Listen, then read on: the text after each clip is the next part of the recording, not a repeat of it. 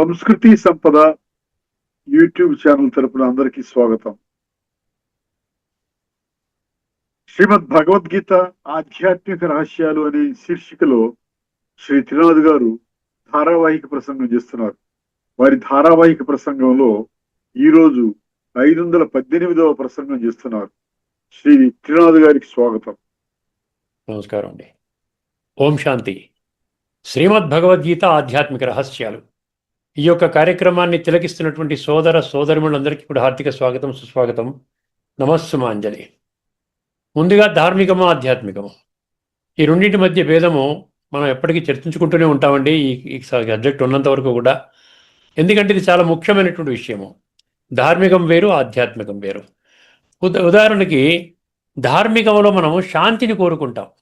ప్రతి ఒక్కరూ శాంతి కోసమేనండి. ఏ పని చేసినా కూడా మనశ్శాంతి కోసమే చేస్తారు. గుడికి వెళ్ళినా, పూజలు చేసినా, ఎక్కడికైనా తీర్థయాత్రలకు వెళ్ళినా, ఏదైనా పార్టీలో పాల్గొన్నా, ఏదైనా మంచి స్నేహితుడింటికి వెళ్ళినా, బంధువుల ఇంటికి వెళ్ళినా, మంచిగా మాట్లాడుకున్నా, కాస్త ఫలానా వ్యక్తితో మాట్లాడుతుంటే మనశ్శాంతిగా ఉందండి అంటారు.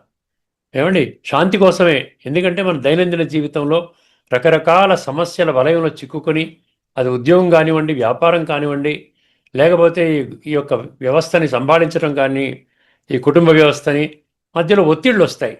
ఈ ఒత్తిళ్ళు తట్టుకోవడానికే మనం ఈ మధ్య ఇప్పుడు మనం అటు ఇటు వెళుతున్నాం. మనం సినిమాకి వెళ్ళినా, ఒక డ్రామాకి వెళ్ళినా, ఒక ఫ్రెండ్ ఇంటికి వెళ్ళినా, ఇవన్నీ చేస్తున్నాం. కానీ ఇక్కడ ముఖ్యంగా గుర్తించవలసింది ఏంటంటే ఆ శాంతి స్థాయిగా ఎందుకు ఉండటం లేదు. అర్థమైందండి? స్థాయిగా ఉండకూడదా? ఎప్పటికీ శాంతిగా ఉండకూడదా? పర్మనెంట్గా శాంతిగా ఉండే అసలు విధానమే మనకి ఎవరు చెప్పలేదా? ఇక్కడ మనకు ఆధ్యాత్మిక దృష్టికోణం మనం అర్థం చేసుకోవాలి. ఆధ్యాత్మిక దృష్టికోణంలో ఏం చెప్తుందంటే ఒక ఫార్ములా అన్నమాట. అది విశ్వాత్మలందరికీ 850 కోట్ల మందికి సంబంధించిన ఫార్ములా.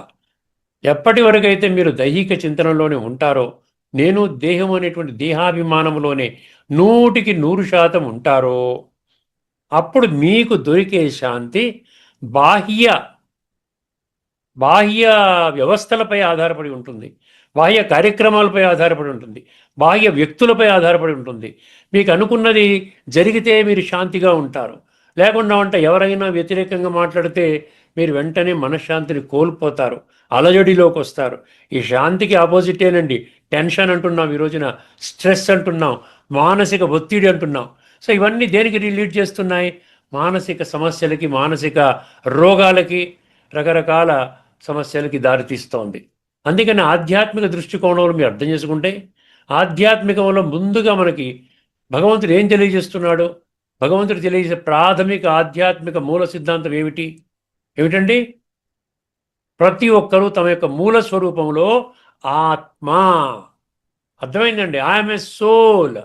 నేను ఒక శాంతి స్వరూప ఆత్మని.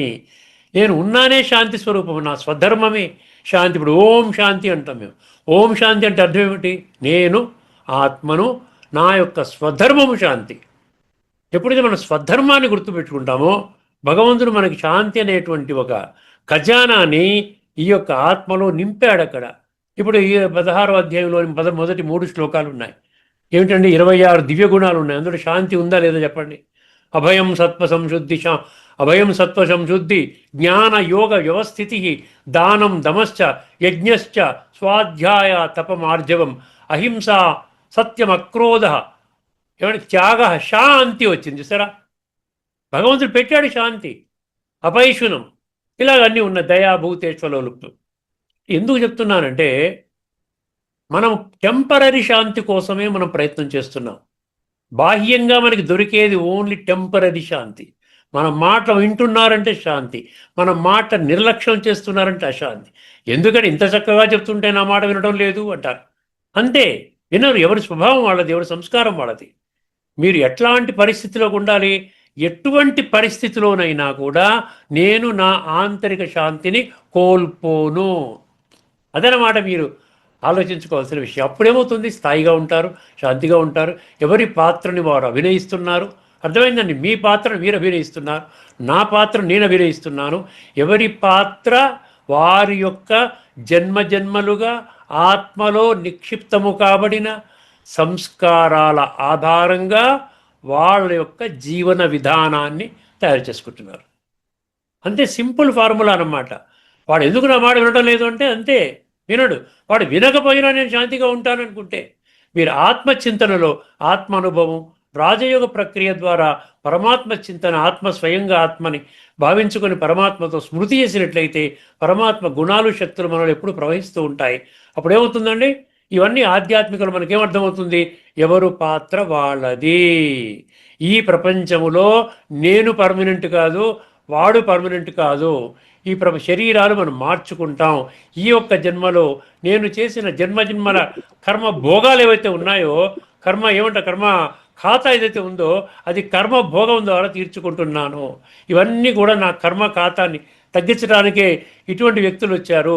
నా ఇంట్లో కూతురుగా, నా ఇంట్లో కొడుకుగా, అల్లుడుగా, కోడలుగా ఫలానా వ్యక్తి, ఫలానా ఫ్రెండు విపరీతంగా ఇబ్బంది పెట్టేస్తున్నాడండి అంటారు. ఎందుకు జరుగుతోంది అది భగవంతుడు అంటాడు, నాకే సంబంధం లేదు, నేను మంచి ఫార్ములాని పెట్టాను, మీరు చేసిన కర్మ మీరే అనుభవం చేస్తారు. మంచి కర్మ చేసుకోండి, మంచి అనుభవం చేస్తారు. చెడు కర్మ చేయండి, చెడు అనుభవం చేస్తారు. అర్థమైందండి? చేసుకున్న వాడికి చేసుకున్నంత మహాదేవ. ఒక శాంతి స్థాయిగా అనుభవం చెయ్యాలి అంటే ఖచ్చితంగా శ్రీమద్ భగవద్గీతని ఆధ్యాత్మిక దృష్టికోణంలో అర్థం చేసుకోవాలి. అప్పుడు అది ఎక్కడ 7వ అధ్యాయంలో 3వ శ్లోకం గుర్తుపెట్టుకోండి. కొద్ది మంది మాత్రమే, ఆ కొద్ది మందిలోకి మనం రావాలి. దానికి దృఢ నిశ్చయము కావాలి. అర్థమైందండి? ఇప్పుడు మనము ఈ యొక్క విషయాన్ని ఫుల్ స్టాప్ పెట్టి తదుపరి అంశానికి వెళదాం. మనం మరొక గీతా శ్లోకాన్ని ముందుకు తీసుకొస్తున్నాను.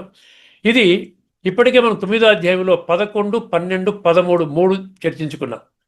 11, 12 నెగిటివ్గా ఉంది. అది భగవంతుడు ఒక మానవ శరీరం అధిరోహించి ఈ సృష్టి మీద అవతరించినప్పుడు మనుషులు తిరస్కరిస్తున్నారు. కొద్దిమంది మాత్రమే యాక్సెప్ట్ చేస్తారు.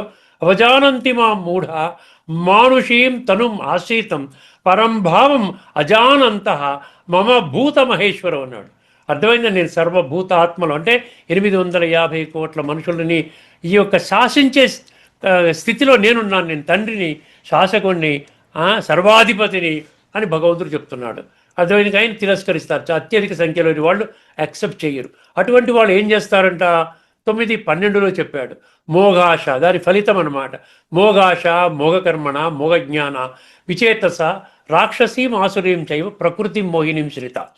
దాని తర్వాత మంచివాళ్ళు, తెలుసుకున్నవాళ్ళు, 7వ అధ్యాయం 3వ శ్లోకంలో ఆ గ్రూప్లో ఉన్నాను అనుకున్నవాళ్ళు, పరమాత్మ చెప్పిన జ్ఞానాన్ని ఖచ్చితంగా అమలుపరుస్తాను, యాక్సెప్ట్ చేస్తాను, భగవంతుడు సత్యము, వారి మాటలు కూడా సత్యమే, ప్రపంచంలో ఎవరు ఒప్పుకున్నా ఒప్పుకోకపోయినా, తిరస్కరించకపోయినా నాకు సంబంధం లేదు, నేను స్వయముగా నా జీవితాన్ని ఉద్ధరించుకోవడానికి నేను యాక్సెప్ట్ చేస్తాను అనుకున్న వాళ్ళు, అది 9వ అధ్యాయంలోని 13వ శ్లోకంలో మనం ఏం చదువుకున్నామండి?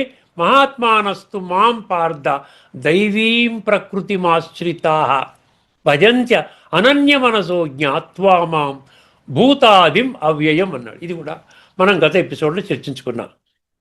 ఇప్పుడు ఈ విధంగా ఉన్న వాళ్ళ మరికొన్ని లక్షణాలు 9వ అధ్యాయం 14వ శ్లోకంలో చాలా స్పష్టంగా వాళ్ళు ఏ విధంగా ఉంటారు.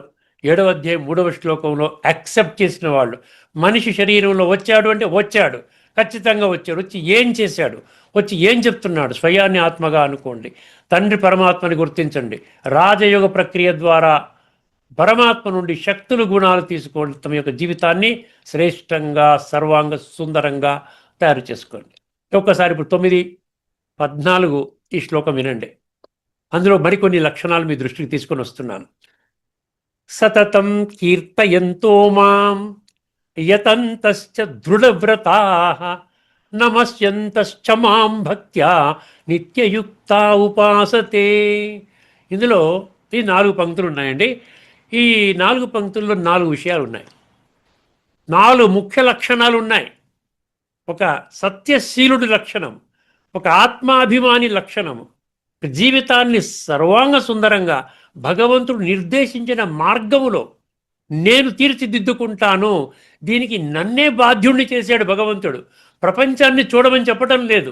మెజారిటీ ఏదైతే ఫాలో చేస్తున్నారో అది ఫాలో చేయండి అని ఎక్కడా చెప్పలేదు. భగవంతుడు ఏం చెప్పాడు? వేల కొలది మనుషులలో కొద్ది మంది మాత్రమే నా జ్ఞానసిద్ధి కోసం ప్రయత్నం చేస్తాడు. అట్లా ప్రయత్నం చేసిన వాటిలో ఒక్కడు మాత్రమే నన్ను తెలుసుకుంటాడు. భగవంతుడు చెప్పిన తర్వాత ఖచ్చితంగా తెలుసుకున్న వాళ్ళు ఉన్నారు. 140 దేశాల్లో 30 లక్షల మంది ఉన్నారు. అర్థమైందండి? వాళ్ళ క్లారిటీ ఉంది, అద్భుతమైన క్లారిటీ ఉంది. స్వయాన్ని ఆత్మగా అనుభవం చేస్తున్నామో, ఆత్మల తండ్రి పరమాత్మ, పరమాత్మనే పతిత పావనుడు, పరమాత్మనే దివ్య గుణాల సాగరుడు, పరమాత్మని సర్వశక్తివంతుడు, పరమాత్మని విశ్వాత్మనందరికీ తండ్రి, ఒక్క పరమాత్మ మాత్రమే సత్యము. అర్థమైందండి? ఇప్పుడు ఆలోచించండి, 4 లక్షణాలు చెప్తాను క్లియర్గా. మొదటి లక్షణము సతతం కీర్తయంతో మాం అన్నాడు. సతతం అంటే అన్నాడు చూసారా, సతతము సదా నిత్యము 26 శ్లోకాల్లో ఉంది. కొద్దిసేపు మీరు ప్రార్థన చేసి మర్చిపోవచ్చండి, ఎక్కడ ఒక్క వాక్యం కాదు, ఒక అక్షరం కూడా లేదు.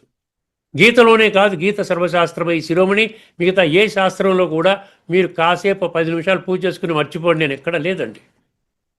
సతతం కీర్తయంతో మాం అన్నాడు. అక్కడ మాం అంటే నన్ను, మాం అంటే భగవంతుడినైనా పరమాత్మనైనా ఈశ్వరుడునైనా నన్ను సతతము కీర్తయంతి. ఇంక అందరూ అర్థం కాని ఏముందండి?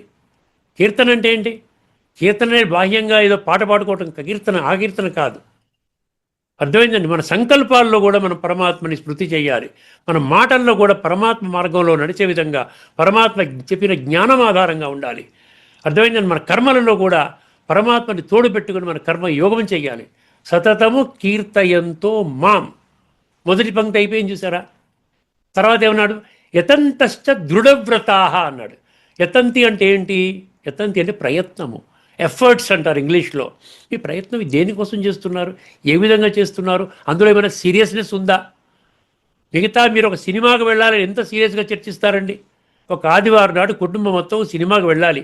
ఏ సినిమాకి వెళ్ళాలి, ఏ హీరో ఉన్నాడు, అదేమైనా కుటుంబ పరంగా ఉందా, లేకపోతే ఏమన్నా గీటింగ్స్ ఉన్నాయా, కుటుంబ పరంగా వెళ్ళొచ్చా వెళ్ళకూడదా, వెళితే ఎలా వెళ్ళాలి, మన కారులో వెళ్ళాలా, ఓలా ఊబర్ బుక్ చేసుకోవాలా, ఎంత చింతన ఉంటుందండి. ఒక ఉద్యోగం చేయాలి, ఏ ఉద్యోగం చేయాలి, వాడు ఎంత జీతం ఇస్తున్నాడు, మన క్వాలిఫికేషన్ తగ్గట్టుగా జీతం ఇస్తున్నాడా, ఒక వ్యాపారం పెట్టాలంటే ఏ వ్యాపారంలో మనకి ఇది అవుతుంది.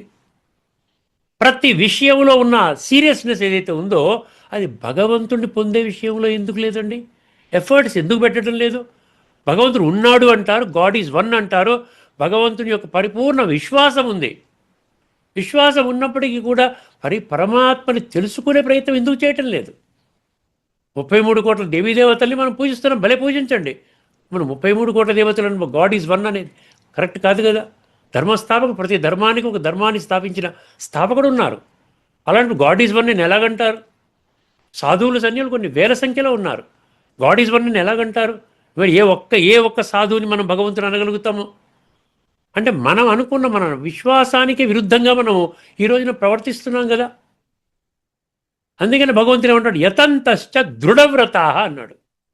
నీకు దృఢ విశ్వాసం ఉందా, దృఢమైన నమ్మకం ఉందా, నీ సంకల్పంలో ఆ శక్తి ఉందా, సంకల్పంలో పవిత్రత ఉందా, నీవు నిజంగా పరమాత్మని ఆ విధంగా సతతము కీర్తయంతో మాం, ఆ విధంగా నిజంగా పరమాత్మని తెలుసుకోవాలని తపన నీలో ఉందా?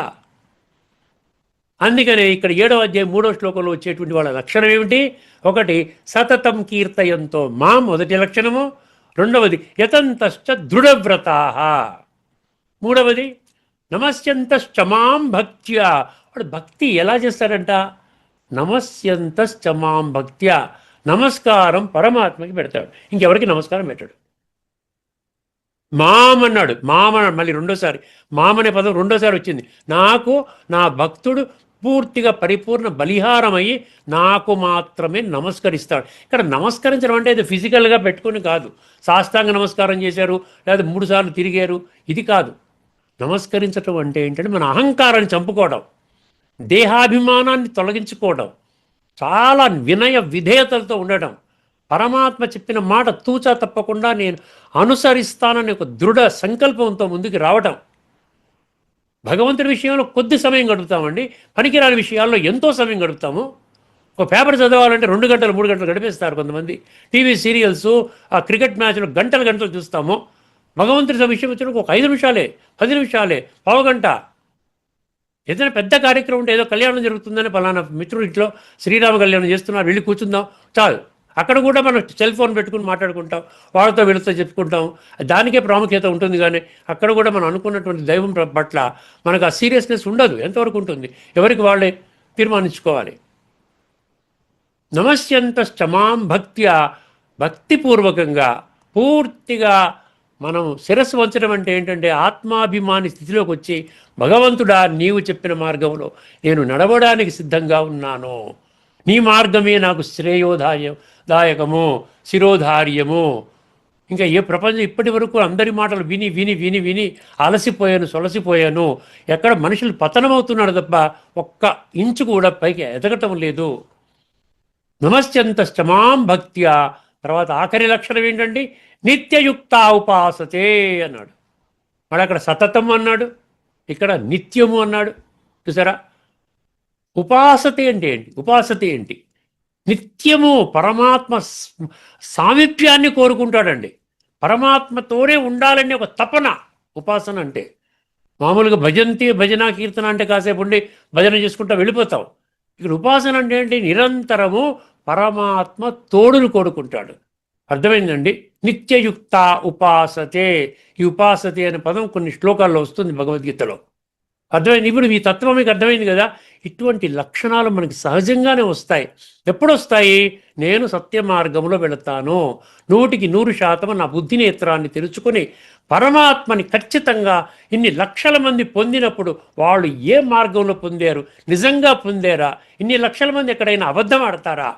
ప్రపంచం మొత్తం మీద ఉన్నటువంటి వాళ్ళు, వివిధ ధర్మానికి చెందిన వాళ్ళు, వీళ్ళ కులాలు, జాతులు, వర్ణాలు ఇవన్నిటికీ చెందిన వాళ్ళు పరమాత్మని పొంది వాళ్ళు చక్కటి జీవితాన్ని తయారు చేసుకుంటున్నారు భగవద్గీతలో చెప్పిన విధంగా అని మనం ఎందుకు ప్రయత్నం చేయకూడదు అని ప్రతి ఒక్కరు ఆలోచించాలండి. ఇది చాలా సీరియస్ విషయము, తీవ్రమైనటువంటి విషయము. భగవంతుని పొందేమంటే మీ జీవితం ఈ ఒక్క జీవితమే కాదు, మొత్తం జన్మలుగా మీ యొక్క ప్రారంధాన్ని మీరు తయారు చేసుకుంటున్నారు.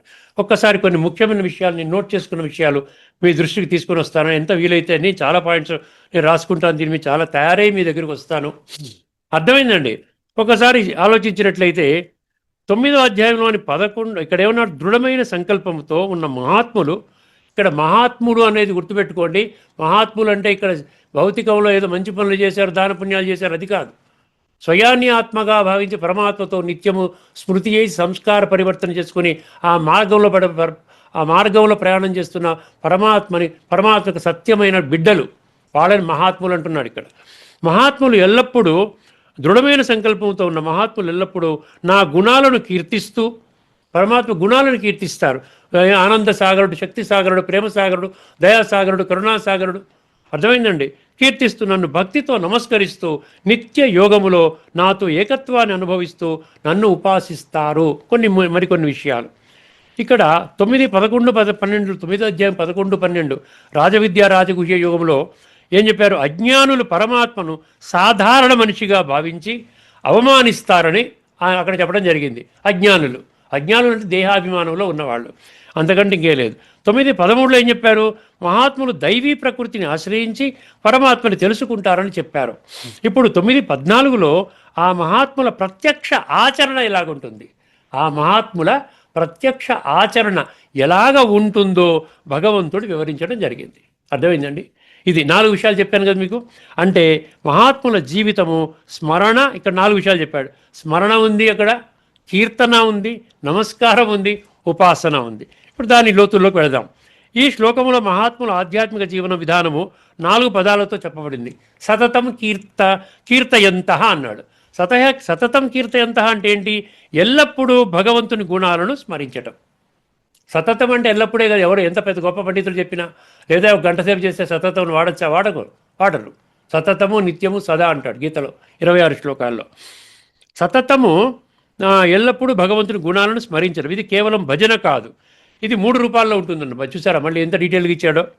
ఈ కీర్తన 3 రూపాలు ఉంటుంది. ఒక మానసిక కీర్తన అంటే మనసులో స్మరణ, వాచక కీర్తన మాటలతో గానము, ఆచరణ కీర్తన జీవితం ద్వారా మహిమను చూపటము అంటే మన జీవితంలో అనుభవం చేయటం అనమాట. కీర్తించడం అంటే భగవంతుని మార్గంలో నడవటము. ఆధ్యాత్మిక దృష్టిలో భగవంతుని గుణాలు శాంతి, శక్తి, మనం అంటాం శాంతి సాగరుడు, శక్తి సాగరుడు, ఆనంద సాగరుడు, ప్రేమ సాగరుడు, కరుణా సాగరుడు, ఏమండి జ్ఞాన సాగరుడు, వాటిని స్మరించటం. ఇదే రాజయోగం అనమాట. రాజయోగం అంటే ఇదే చేస్తాం, పరమాత్మ గుణాలు శక్తులు మనం స్మృతి చేస్తాం. రెండవది యతంతశ్చ దృఢవ్రత. యతంతశ్చ దృఢవ్రత అంటే దృఢ సంకల్పంతో ప్రయత్నం చేయడం. ఆధ్యాత్మిక మార్గం సులభము కాదు. ఆధ్యాత్మిక మార్గం సులభము కాదు. 7వ అధ్యాయం 3వ శ్లోకం నేను బ్రాకెట్లో పెట్టుకున్నాను, మీకు ఎన్నోసార్లు చెప్పాను. మహాత్ములు దేహాభిమాన స్థితి నుండి ఆత్మాభిమాన స్థితిలోకి రావడానికి నిరంతరము కృషి చేస్తారు. అర్థమైంది? మహాత్ములు అన్నమాట, గుర్తుపెట్టుకోండి. దీనినే మాయతో యుద్ధం అంటారు. ఇంద్రియాలను నియంత్రిస్తారు, ఆత్మస్మృతిలో ఉంటారు. అర్థమైందండి? తర్వాత దృఢవ్రత అన్నాడు. దృఢవ్రత అంటే ఏంటి? వ్రతములో దృఢత. అసలు వ్రతం అంటే ఏమిటి? ఎట్టి పరిస్థితుల్లోనూ ఆధ్యాత్మిక లక్ష్యాన్ని విడిచిపెట్టకపోవడము. ఒక లక్ష్యం పెట్టుకున్నారు. అది ఇప్పుడు ఎంసెట్ నేను పాస్ అవ్వాలి, ఎంబీబీఎస్లో సీట్ రావాలి, ఫ్రీ సీట్ రావాలండి. ఎంత లక్ష్యం పెట్టి చదువుతారండి? ఐఏఎస్ మెయిన్స్ చదువుతారు కదా, డే అండ్ నైట్కు చదువుకుంటారు కదా, అది లక్ష్యం. మళ్ళీ ఒక జన్మ కోసం ఒక జస్ట్ పొట్ట పోషించుకోవడానికి చేసి దానికోసమే అంత గంభీరమైన లక్ష్యం పెట్టుకున్నప్పుడు ఇది జన్మల ప్రారంధాన్ని మనకిస్తోంది. ఆలోచించండి. ఎట్టి పరిస్థితుల్లోనూ ఆధ్యాత్మిక లక్ష్యాన్ని విడిచిపెట్టకపోవడం. మూడవది నమస్యంతశ్చ మాం భక్త్యా అన్నాడు. ఇక్కడ నమస్కారం గురించి, భక్తితో నమస్కరించడం. ఇక్కడ నమస్కారం అంటే కేవలం శరీరముతో వంగడము కాదు. నమస్కారం అంటే ఇలాగా తల వస్తాం, సాష్టాంగ నమస్కారం, ఇది కాదు. దాని లోతైన భావము దేహ అహంకారాన్ని విడిచిపెట్టడము. చూడండి, జాగ్రత్తగా వినండి. పరమాత్మపై సంపూర్ణ శ్రద్ధాభక్తులతో మరియు వినయముతో ఉండడము, స్వతంత్రత భావాన్ని వదలడము, నేనే చాలా గ్రేటు అన్న అహంకారపూరిత భావాన్ని విడిచిపెట్టడము. అంటే నేను కర్త కాదు, భగవంతుడే కర్త అనే భావము. నాలుగవది నిత్యయుక్తా ఉపాసతే. ఇది ఈ శ్లోకములోని అత్యంత ముఖ్యమైన భాగము. నిత్యయుక్త అంటే అనునిత్యము పరమాత్మతో యోగములో ఉండటము. ఉపాసన అంటే సమీపముగా ఉండటము. ఉపాసన దాని మీనింగ్ ఏంటి?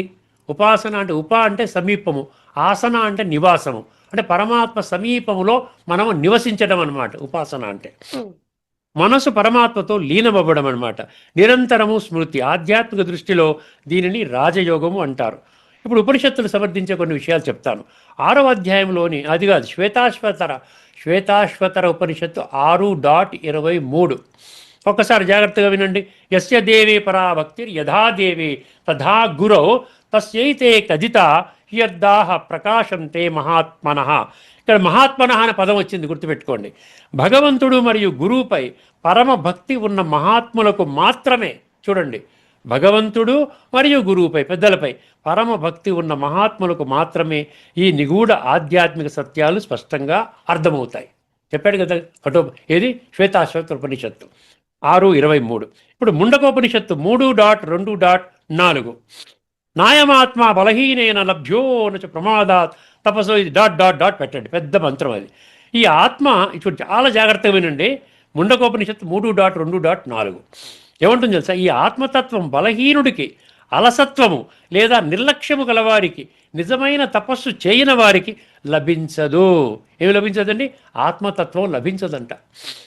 కానీ సముచితమైన ప్రయత్నము, ఆత్మ బలము మరియు జ్ఞానముతో ప్రయత్నించే జ్ఞానవంతునికి ఈ ఆత్మస్వరూపం ప్రత్యక్షమై అతడు బ్రహ్మధామము అంటే పరంధామాన్ని చేరుకుంటాడు. అంటే ఈ ఆత్మజ్ఞానము బలహీనులచే పొందబడదు.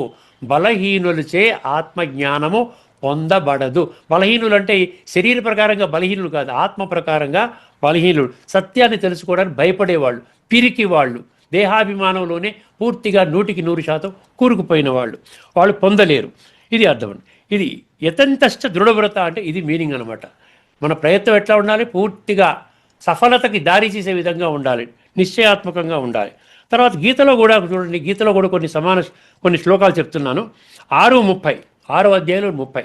యో మాం పశ్యతి సర్వత్ర సర్వం చ మయి పశ్యతి తస్యాహం న ప్రణశ్యామి సచమేన ప్రణశ్యతి అంటాడు. ఎక్కడ చూసినా నన్నే దర్శించే యోగి నన్ను ఎప్పుడూ కోల్పోడు. సదా అన్నాడు చూసారా, సతతము అన్నాడు చూసారా, దానికన్నమాట మీరు. ఎప్పుడు నన్ను కోరుకునేవాడు నా నుండి దూరం కాడంటున్నాడు భగవంతుడు అంటున్నాడు. భగవంతుడు సత్యము, సత్యమైన మాటలు. 8:7 తస్మాత్ సర్వేషు కాలేషు మాం అనుస్మర యుధ్యచ. అక్కడ ఏమన్నాడు? సర్వేషు కాలేషు అన్నాడు. ఏమన్నాడు ఇక్కడ? సర్వావేళ సర్వావస్థల యందును నన్ను స్మరిస్తూ నా నా దివ్యకర్త నీ కర్తవ్యాన్ని నిర్వహించు. నీ పనులు ఏవైతే ఉన్నాయో పొట్టపోషణ చేసుకోవడానికి అడుక్కోవద్దు, ఎవరి మీద ఆధారపడవద్దు, నీ ఉద్యోగ వ్యాపారం చేసుకో, కానీ నన్ను తోడు పెట్టుకొని చేసుకో. నీ కర్తవ్యాన్ని నిర్వహించుము. నీ మనస్సును మరియు బుద్ధిని నాకు అర్పిస్తే నీవు నన్నే చేరుకుంటావు, ఇందులో ఎలాంటి సందేహం లేదు. ఇప్పుడు 8:14, 8 అధ్యాయం 14. అనన్యచేతా సతతం యో మాం స్మరతి నిత్యశః తస్యాహం సులభః పార్థ, తస్యాహం సులభః పార్థ నిత్యయుక్తస్య యోగినః, నిత్యయుక్తస్య యోగినః. ఇక్కడ కూడా సతతం వచ్చిందండి, నిత్యం వచ్చిందండి ఈ శ్లోకంలో కూడా. ఎల్లప్పుడూ నన్ను స్మరించే భక్తునికి నేను సులభముగా లభిస్తాను. భగవంతుడు లభిస్తాడండి. లభించిన వాళ్ళు మీకు అడగండి, వాళ్ళని. లభించిన వాళ్ళు చెప్తున్నారు, మేము పొందాము పరమాత్మ యొక్క సంపూర్ణంగా పరమాత్మ నుంచి గుణాలు శక్తులు పొందుతూ మా జీవితాన్ని తయారు చేసుకుంటున్నాం. 10:10 తేషాం సతతయుక్తానాం భజతాం ప్రీతిపూర్వకం దదామి బుద్ధి యోగం తం ఏనం మాముపయాంతి తే. నేను మీ బుద్ధినేత్రాన్ని తెరిపిస్తాను. మీకు 2 కండిషన్స్ ఫుల్ఫిల్ చేయాలి. ఒకటి, నిరంతరము నాతో ఉండాలి. రెండవది, నాతో సంబంధము మొక్కుబడిగా ఉండకూడదు, కర్మకాండలాగా ఉండకూడదు, ప్రీతిపూర్వకముగా ఉండాలి. ఇది 10:10 చెప్తోందండి. ఇప్పుడు ఇక్కడ ఒక్కసారి గమనించినట్లయితే 6:47 యోగినామపి సర్వేషాం మద్గతేనాంతరాత్మనా శ్రద్ధావాన్ భజతే యో మాం సమే యుక్తతమో మతాః.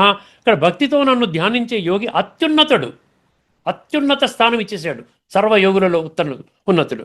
12:8 మయ్యేవ మన అధస్త్వ మయి బుద్ధిం నివేశయ నివసిష్యసి మయ్యేవ అథ ఊర్ధ్వం సంశయ. ఎవరైతే మనస్సు నాకిస్తారో వాడు నాలో నివసిస్తాడు, ఇందులో ఎటువంటి సందేహము లేదు అంటున్నాడు. చాలా జాగ్రత్తగా అర్థం చేసుకోండి. అక్కడ అయిపోయింది. ఇప్పుడు గీతా శ్లోకాలు చెప్పాను మీకు, తర్వాత ఉపనిషత్తు సపోర్టింగ్ మంత్రాలు చెప్పాను. ఈ శ్లోకము రాజయోగ సాధన యొక్క 4 దశలను చూపిస్తుంది, స్పష్టం చేస్తుందండి. ఒకటి స్మరణ, అంటే సతతం కీర్తయంత అంటే ఏంటి? స్మరణ. రెండవది పురుషార్థము, యతంతశ్చ, అది పురుషార్థం, మనం చేయవలసిన ఎఫర్ట్స్. మూడవది వినయము, నమస్యంతశ్చ అంటే వినయము, వినయ విధేయత. 4వది యోగస్థితి, నిత్యయుక్త, ఇది నిజమైన ఆధ్యాత్మిక జీవితము. ఇక్కడ ముఖ్యమైన విషయము, భక్తి అంటే కేవలం పూజలు పునస్కారాలు యజ్ఞాలు యాగాలు కర్మకాండలు కాదు. భక్తి అంటే ఆత్మ మరియు పరమాత్మ మధ్య జ్ఞానపూర్వక మరియు ప్రేమపూర్వక సంబంధాన్ని అనుభవం చేయడము. అయిపోయింది. ఆఖరికి వచ్చేసామండి. 2-3 నిమిషాల్లో ముగిస్తున్నాను. అంతర్గత తాత్పర్యం ఏంటండి? ఈ శ్లోకము గొప్ప సత్యాన్ని చెబుతోంది. మహాత్ములు భగవంతుడిని భయముతో కాదు, భగవంతుడిని భయముతో కాదు, ప్రేమతో ఉపాసిస్తారు. వారి జీవితం ఇలాగుంటుంది.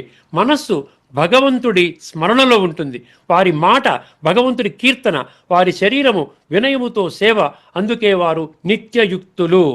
ఇక్కడ ఈ యొక్క శ్లోకం యొక్క అసలైన సందేశం ఏంటంటే, సతతము అంటే లోతైన రహస్యం అండి. సతతము అంటే ఎల్లప్పుడూ యాదృచ్ఛిక స్మరణ కాదు. ఎప్పుడో నాకు తోస్తే గుర్తుపెట్టుకుంటానండి, కష్టం వస్తే గుర్తుపెట్టుకుంటాను కాదు. సతతం అంటే యాదృచ్ఛిక స్మరణ. కొన్నిసార్లు భగవంతుడి గుర్తు చేసుకోవడం యాదృచ్ఛిక, ఇది సాధారణ భక్తుల స్థాయి. రెండవది నియమిత స్మరణ, ప్రతిరోజు ధ్యానం చేయడం, ప్రతిరోజు పూజా మందిరంలో ఒక 10 నిమిషాలు పావుగంట జ్ఞానం చేయటం. ఇది యోగ సాధకుల స్థాయి, స్టార్టింగ్ స్థాయి అన్నమాట. సహజ స్మరణ, సతతం అంటే ఏంటి? సహజ స్మరణ అంటే ఏంటి? మనస్సు సహజంగా నిరంతరము భగవంతుడి వైపు తిరిగి ఉండటము, ఇది మహాత్ముల స్థితి. ఈ స్మృతి నిరంతరము కొనసాగితే సంస్కారాలు శుద్ధమవుతాయి, కర్మబంధనాలు తొలగుతాయి, ఆత్మ పవిత్రమవుతుంది. అందుకే పరమాత్మను పతిత పావనుడు అంటారు. నిత్యయుక్త, నిరంతర యోగ స్థితి. మహాత్ములు ఏం చేస్తారు? వాళ్ళు కూర్చొని పూజ చేసుకోవడం కాదు, నడుస్తూ తిరుగుతూ మాట్లాడుతూ భగవంతుని స్మృతి చేస్తారు. దీని కొరకు స్వయము మరియు పరమాత్మ యొక్క ఖచ్చితమైన పరిచయం ఉండాలి. ఆఖరి మహావాక్యం అండి, 9వ అధ్యాయం 13వ శ్లోకంలో ఇక్కడ మహాత్మానస్తు మాం పార్థ, అక్కడ భజంతి అనే పదం వాడాడు, ఇక్కడ ఉపాసన అనే పదం వాడాడు. ఈ రెండింటి మధ్య తేడా గమనించండి ఒక్కసారి, అది చెప్పి ముగిచ్చేస్తున్నాను. భజంతి 9:13లో భజంతి, 9:14లో ఉపాసన. భజంతి అంటే దాని ఎక్కడొచ్చిందా, దాని ఆరిజిన్ ఎక్కడ, ఎటైమాలజీ ఏంటి? భజ్ ధాతువు సేవించటము, ప్రేమతో అనుసరించటము, భక్తితో ఆరాధించటము. అంటే భగవంతుణ్ణి స్తుతించడము, ఆయనను గౌరవించడము, ఆయనను ప్రేమించడము. ఇది భక్తి యొక్క ప్రారంభ దశ. భజంతి అంటే ప్రారంభ దశ అంటున్నాడు. తర్వాత ఉపాసత అంటే ఏంటి? ఉపాసత అంటే చివరి దశ అన్నమాట. అది ప్రారంభ దశ, ఇది చివరి దశ. భక్తి యొక్క ఉన్నత స్థాయి. అందుకని ఉపాసన అంటే అంటే సమీపము, ఆసన అంటే కూర్చోవడం, భగవంతుని యొక్క స్మృతిలో ఉండడం అన్నమాట. నిరంతరము కూడా పరమాత్మ తోడు పెట్టుకుని ప్రతి కర్మ చేయటం, అందుకని కర్మయోగ స్థితి అనమాట. అంటే సమీపము, ఆసన అంటే కూర్చోవడము, అంటే భగవంతుడి సమీపములో నిత్యము ఉండడము. ఇప్పుడు ఈ యొక్క విషయాన్ని భాష్యకారులు ఈ యొక్క శ్లోకంలో ఏం చెప్పారో రాసుకుని ఇది మనం ముగించుకుందామండి. 9:14 అయిపోతుంది, 10 క్షణాల్లో అయిపోతుంది. ఈ దృఢవ్రతులైన భక్తులు చూసారా, ఈ దృఢవ్రతులైన భక్తులు నా నామ గుణములను నిరంతరము, ఇక్కడ ఏమంటే భక్తి మార్గంలో వాద్య బృందముతో కీర్తన అంటే న్యాచురల్ మ్యూజిక్ ఉంటుంది కదా, వాద్యాలు ఉంటాయి, వాళ్ళు మ్యూజిక్ వాద్య బృందముతో కీర్తింతురు, నన్ను చేరుటకు యత్నింతురు, పదే పదే నాకు ప్రణమిల్లుదురు, అంటే నమస్కారం చేయడం, ప్రణమిల్లటం, సర్వదా నా ధ్యానమునందే నిమగ్నులయ్యెదరు, అనన్య భక్తితో నన్ను ఉపాసింతురు. అర్థమైందండి? సో ఇక్కడతో మనం ఈ చర్చను ముగించుకుందామండి. తదుపరి ఎపిసోడ్లో మరొక గీతా శ్లోకం కానీ ఉపనిషత్తు మంత్రం కానీ మీ దృష్టికి తీసుకొని వస్తానండి. అంతవరకు సెలవు. అందరికీ నమస్కారం. లోకా సమస్త సుఖినో భవంతు. ఓం శాంతి. శ్రీమద్ భగవద్గీత ఆధ్యాత్మిక రహస్యాలు అనే శీర్షికలో ధారావాహిక ప్రసంగం చేసిన శ్రీ త్రినాథ్ గారికి ధన్యవాదాలు. నమస్కారం అండి.